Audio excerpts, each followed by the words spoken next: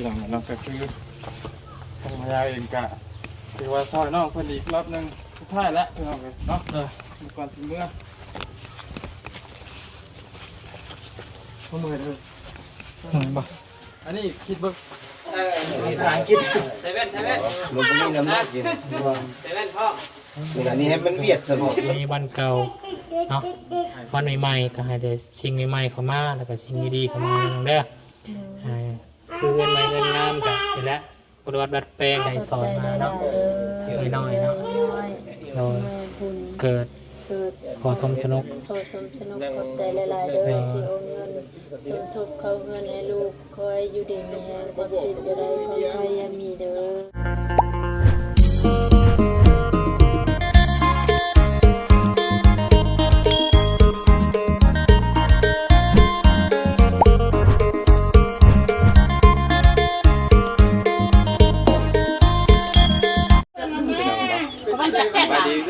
สบายดีรอบด้วยแม่เด้อ ลำลาเมื่อยดีแล้วบัด ลำลาก่อนจะลำลาโดยก่อนจะลำลากันนี่แหละพี่น้องไงมาคนกระโดดกันเนาะ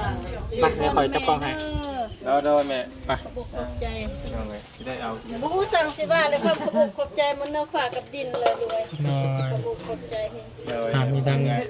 ที่พี่น้องเป็นคนลงซอยกันเนาะกระเบื้องเลยกระโหลกแม่ก็จะเอาไปนำเลยเอาน้องๆไปนำไป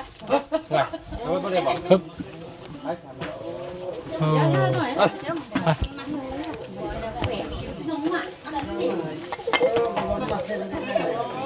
สบายดีน้องพรสบายดีโอ้อยากที่พี่น้องคนซอยกันดีเลยเนี่ย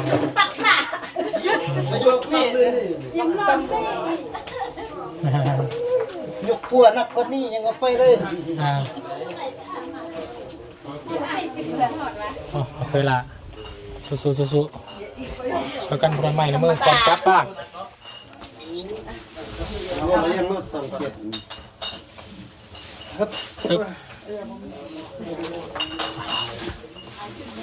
โอ้หลังหลายๆลงมาเลยพี่น้องไปเนาะ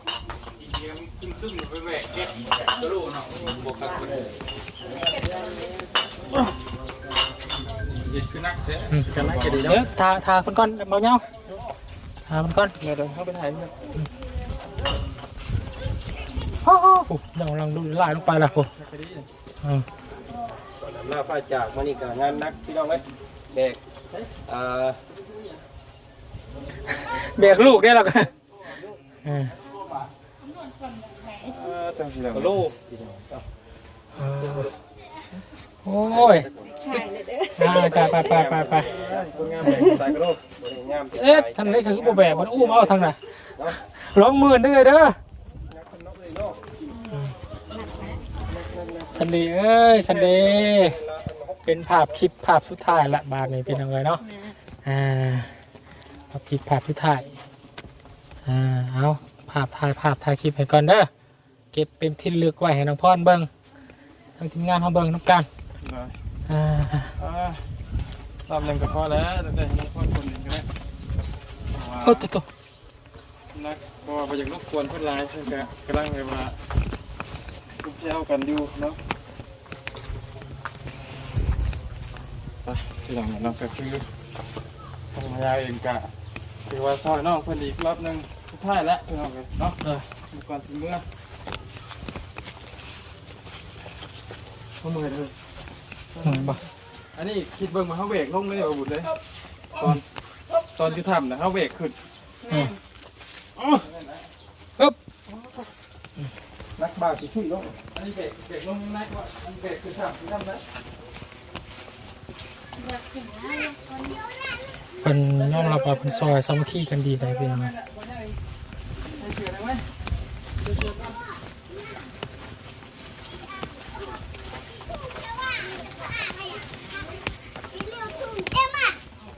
เป็นล่างรถให้ได้กันยัง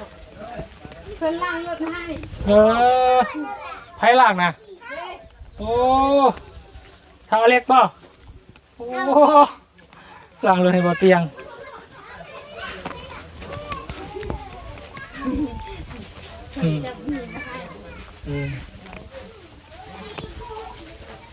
เป็นยังไง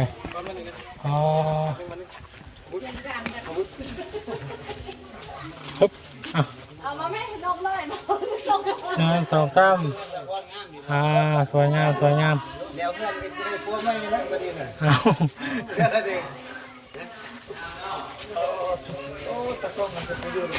เดี๋ยวนะ นัก 10 โลเดี๋ยวกูอยู่ละครับตัวละ10 โลตัวละ เป็นยังไง โอ้ตายค่ะ ฮึบ โอ้ตายค่ะ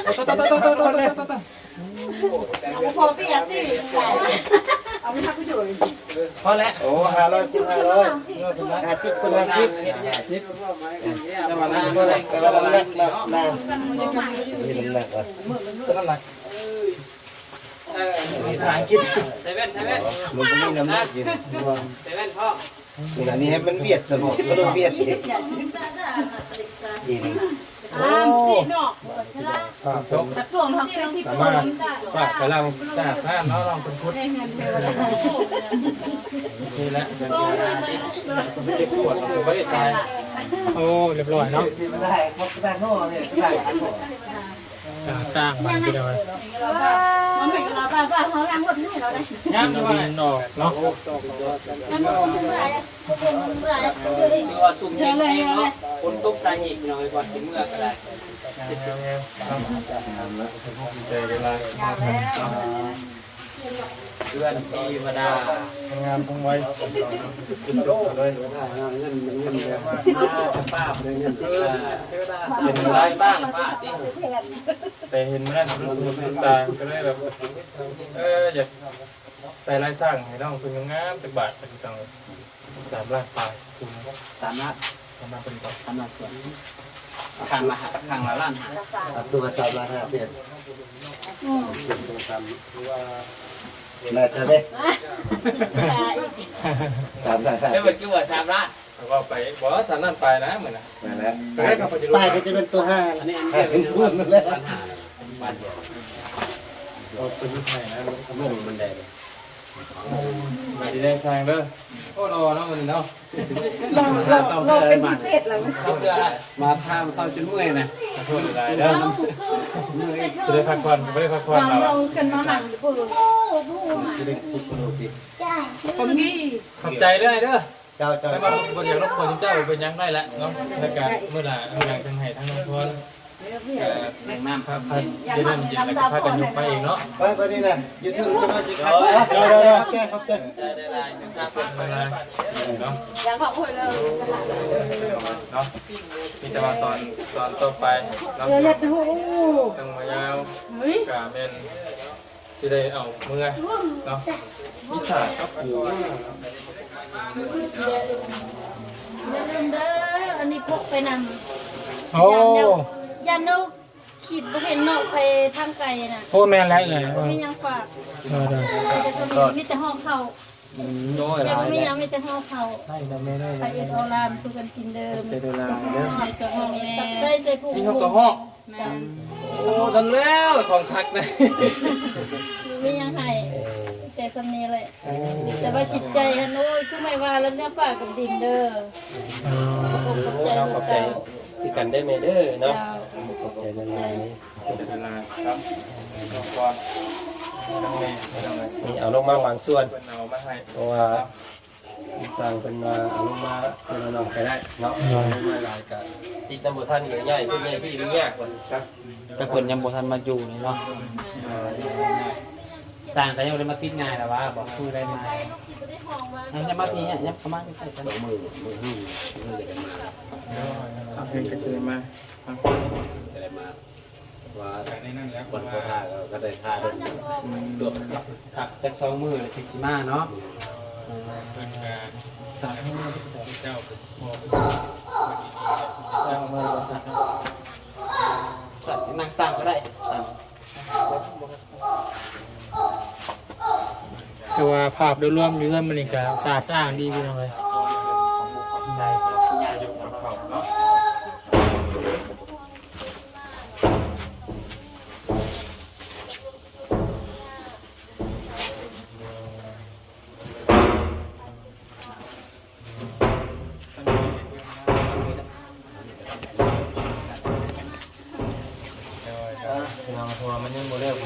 จากปี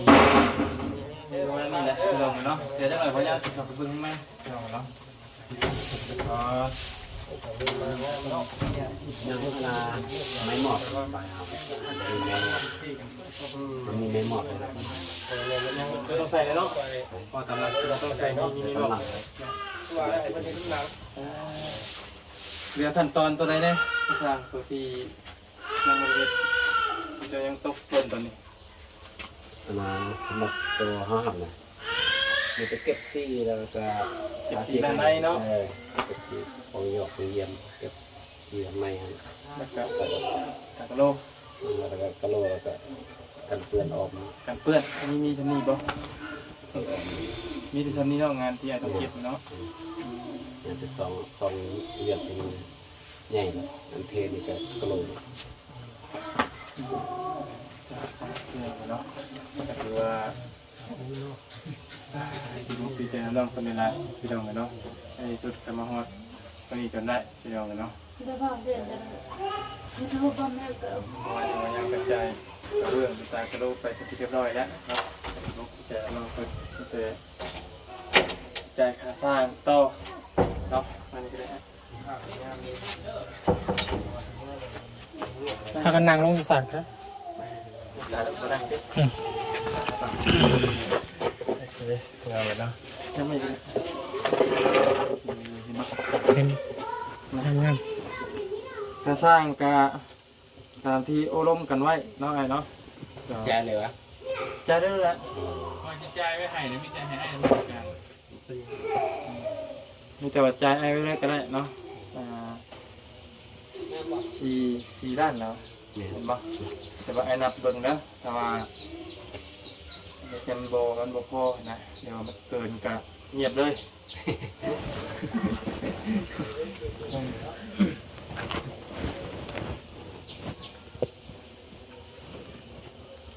เป็นใจอย่างนี้นะจะเอาฟูมากเลยครับ คำว่าจะได้ซื้อเพิ่มเติมนี่ก็มีแต่พวกอย่างนี้เอาอย่างนั่นเนาะ ปูนได้ พวกอย่างนี้เอาพวกปูนเนาะ ใส่นั่นแหละ มีไส้อย่างนี้ครบเนาะอันที่มันที่ต้องใส่ ก็ได้เอาแต่มาใส่พ่อก็ได้เอาใส่ซื้อปูนน้อย ทรายกับปูนเนาะพี่น้องเลย พี่จะเอามาเลยสักมัน ยังอีก 15 เป่าเฉพาะปูโลเลยนะตัวนี้จะไว้ที่ออม ประมาณ15 เป่าเนาะที่ต้องใส่ 15 ตัวที่ตัวนี้เป็นโดนปลายนี่คือยังเราพอแล้ว เลยพี่น้อง กำลังจะพอ จะพอเอาลองไว้ไหมไหนตุ้มลองไว้พี่ลูก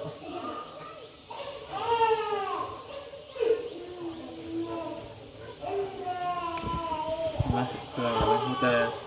อันนี้ก็เป็นเงินส่วนที่เหลือน้ำอ้ายจะให้น้องไปซื้อ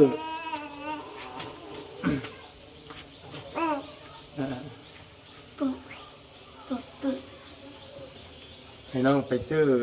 ปูนซื้อปูนกับอย่างแนวที่ไอ้แล้วว่าหรือว่าอย่างที่มันขาดเรือเนี่ยแล้วเก็บไปน้ำน้องตัวนี้เดี๋ยวอยู่2,700,000 2,700,000 แสน50,000ได้น้องเด้อเจ้าเนาะรวมทั้งหมดยังซื้อมันยีขย่อยพร้อมเดือนเท่านี้พี่น้องเลยมีแต่ว่าให้ตัวมีแต่ว่าให้ทั้งน้องเอาไว้ซื้อตัวอะไรที่มันขาดเดือเด้อ2,750,000 กีบพี่น้องเลยเนาะส่วนเวลาสร้างประเทศแล้วเจ้าอยากให้เราเติมกับเจ้าได้ปานนี้เด้อยังไงเราพิเศษเลยเจ้าได้ตัวนี้เนาะคือให้เพิ่นตักเสียของแฟนก็ได้น้ำใจเฮาที่เพิ่นยังมีน้ำใจต่อเฮาที่ท่าสีท่าหยังกันนะเพราะว่าไอ้สร้างเพิ่นก็ดีได้พี่น้องก็ดีสุดๆเลยเนาะท่าสีนี่ทั้งบ่ยาวกับโอเตียงทีมงานคิดว่าเพิ่นจะเอานำนะแต่สุดท้ายเพิ่นซอยกันคือกันเนาะแล้วก็เรื่องการเปื้อนทั้งพวกเฮาตีไปว่า3 ล้านได้เพิ่นบัดเอาน้ำอยู่2 ล้านพี่น้องโอ้ไอ้เราก็ถือว่าซอยสุดพี่น้องเนาะซอยเงินบ่ได้แต่ว่าซอยเฮงนะตามไอ้เพิ่นบอกน้องพี่น้องเลยโอ้ถือว่าน้องพรกับบุญหลายเนาะ เอามีแต่นั้นแหละก่อนสิอำลาพระจากพี่น้องเลยเนาะในมื้อนี้ก็มาสิผูกแขนให้น้องก่อนอย่ามาบ่ได้มาขึ้นเฮือนก็จังหวะก็ผูกให้อยู่ดีมีแฮงอยู่แหละเนาะเมื่อว่าเมื่อจะไม่บ่ซะเมื่อเลยบ่มาเลยให้กว่านี้ให้กว่านี้ให้กว่านี้ดีกว่าเท่าดีกว่าเท่าดีกว่าเท่าแล้วน้องพรเด้อเนาะขอนเจ้ามาตุ่มมาภูมิอยู่เรือนอยู่ซ่านบ้านหลังใหม่แล้วทั้งที่ไม่กะที่ได้ออกเมื่อปะแล้วมาเด้อขอให้เจ้าเบิ่งแยงลูกเต้าถือว่านี่แหละเลี้ยงลูกเต้าให้เติบโตใหญ่เด้อให้อันนั่นแหละแข่งลูกเต้าเบิ่งลูกเต้าให้ใหญ่แล้วเนาะทั้งที่ไม่กะที่ได้ออกเดินทางเมื่อถือว่าทำหน้าที่เต็มที่แล้วเนาะขอให้เจ้าเติบโตมีการงานที่ดีแล้วเนาะเด้อขอให้สุขภาพร่างกายแข็งแรงขอให้ร่ำรวยขึ้นกว่านี้เนาะ ขอบใจหลายๆเด้อ มีแต่ว่าขอบใจทั้งผู้ใหญ่เพิ่นที่สวยมากพุ่นแหละเรื่องเงินคำกันเนาะขอบใจทั้งผู้ใหญ่เพิ่นทั้งมวลทั้งเบิดพุ่นแหละ ขอบใจหลายๆเด้อทุกคนที่ช่วยเหลือบ่ว่าจะฟังไทยฟังลาวขอบใจที่โอนเงินให้ตั้งเงินขอให้อยู่ดีมีแรงความเจ็บอย่าได้ความใครอย่ามี โดยเนาะมีแต่ว่าฝากทั้งในสร้างนำเด้อเด้อเรื่องการเรื่องงานเพราะว่าที่พ่อกับทำสิมาเบิ่งมันก็คงสิเป็นไปบ่ได้แล้วมันไกลแต่ว่าฝากให้สร้างเบิ่งนำนั่นแหละเนาะ ไว้ใจได้ โดยทางหมู่เฮาก็สิได้ออกเมื่อป้าก่อนมื้อนี้เนาะจะมาฮอดมื้อนี้มีพบก็ต้องมีจากของพ่อเลยเนาะ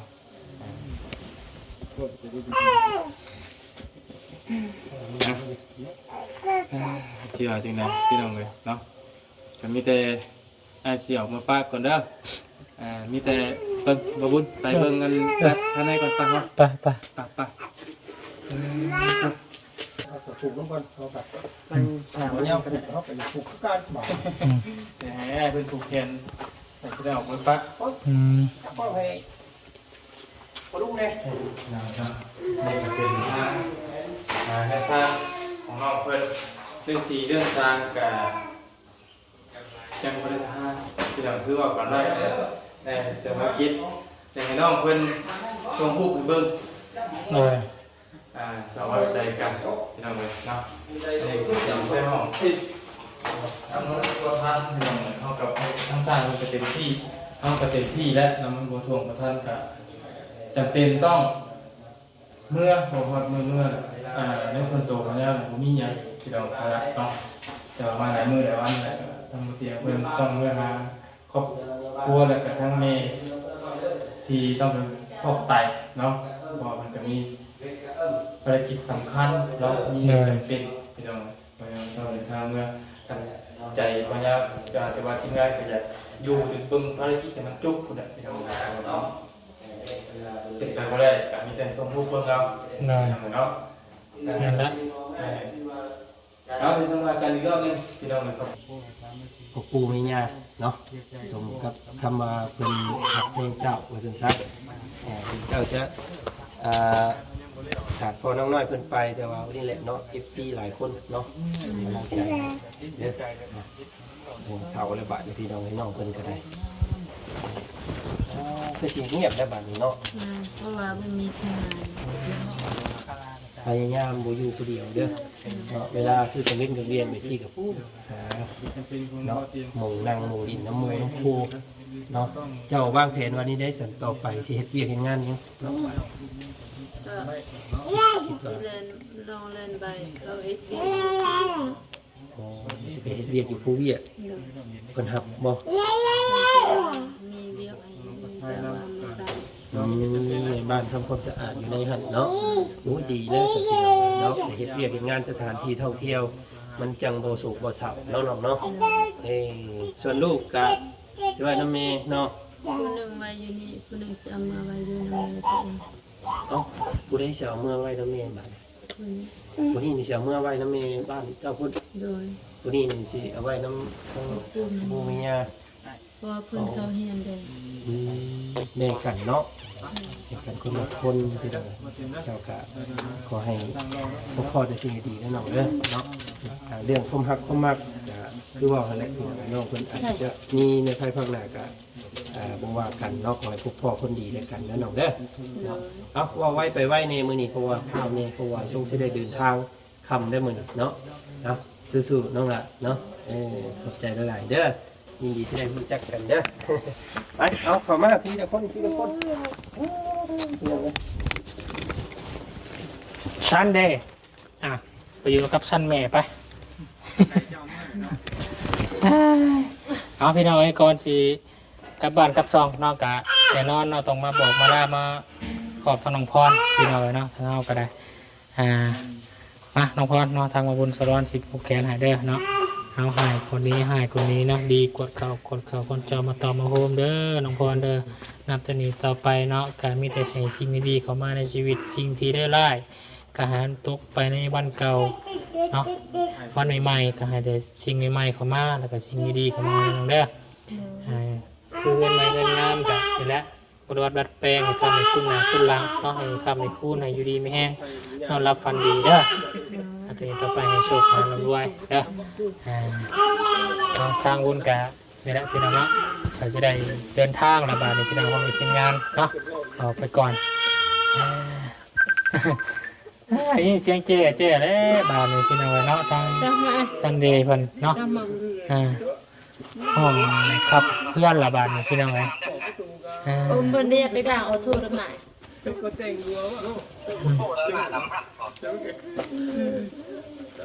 โทษนอนดักโอยัดการเดดี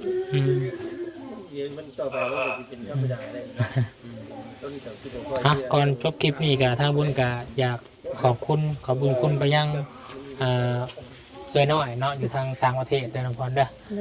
ไอ้น้อยพื้นที่สดสวยเงิน10 ล้านนี่แหละน้องสมทบเรื่องเทือนซานแล้วก็ทาง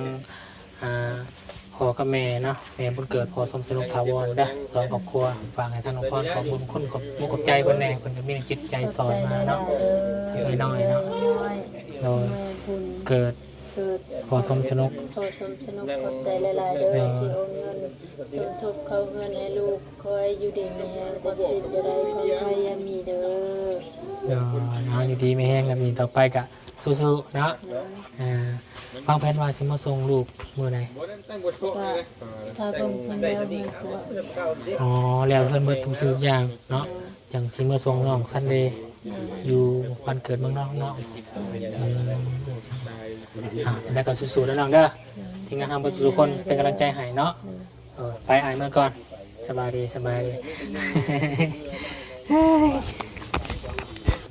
ไปโอเคพี่น้องสำหรับวันก็จะได้ขออนุญาตจบคลิปเนาะลาพี่และน้องเพียงสมิก่อนพบพอกันในโอกาสหน้าเนาะทางบุญกะก่อนอื่นก่อนจบคลิปนี้ก็ขอบุญกับคุณมุกใจ FC เนาะทางพ่อแม่พี่น้องทั้งเมืองหนองแก่งแขวงไซสมบูรณ์ขอบุญกับคุณมุกใจหลายที่ติดตามรับชมเป็นกำลังใจอะไรกับเป็นการตอบรับเป็นอย่างดีพี่น้องเนาะโหสร้างเขาก็กำลังปัดเสร็จถูเนาะมันงามเลยพี่น้องเลยสบายดีบัดโคสคนกันแล้วกันเด้อพี่น้องเด้อ